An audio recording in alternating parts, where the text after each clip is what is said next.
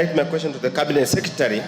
We passed here the Framework Act, the Principal Act, and it has got very clear stages and steps to be taken before you implement a PP. Probably the Minister could be gracious enough to tell us whether the entire steps that were proposed in contemplating the Act were ever followed to the letter, to a point they even go to the point of almost signing the agreement, and whether the law was followed as provided for in the law and the regulations. Thank you, Speaker. Yes, Minister.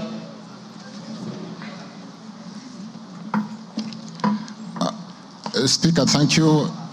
Honorable Ichungwa's question is regarding whether we had another privately initiated proposal in respect to JKIA. Honorable Speaker, we do not have any other privately initiated proposal in respect to concessioning of JKIA. Honorable members, to run through a PIP, you will need to have done a feasibility study, and it is a serious submission. It is not a piece of letter.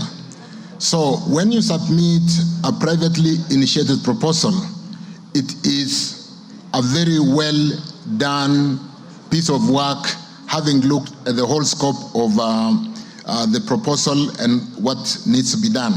So with respect to that, honorable members, we do not have any other privately initiated proposal by any concessionaire in respect to Jomo Kenyatta International Airport concessioning, or even under PPP, we don't. With respect to Oundo's question, Mheshimiwa Oundo, the PPP, like I said, is not, the process is articulated from the time when you submit. It goes through the due process in line with the PPP Act, which includes PPP approval by the PPP committee, project development phase and feasibility study, the evaluation process of the feasibility study report, the PPP committee approval of the feasibility study, the procurement of a technical assistant, and PPP committee consideration and approval of the negotiated outcome. And at the time when we got the court, when it went to court, we were at the time drafting and negotiating a concession agreement, looking at some of the technical issues like the return on equity, the debt equity ratio, the value for money, and so on and so forth. So that is where we were. But like I said, we had also gone through the due process, and we were about to finalize the public engagement.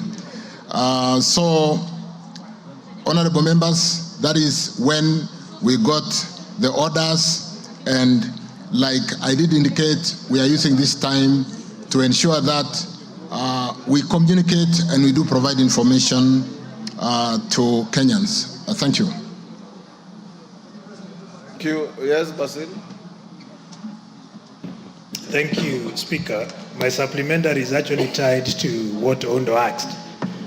Can the CS tell us whether JKIA was operating at a loss for it to be considered for privatization?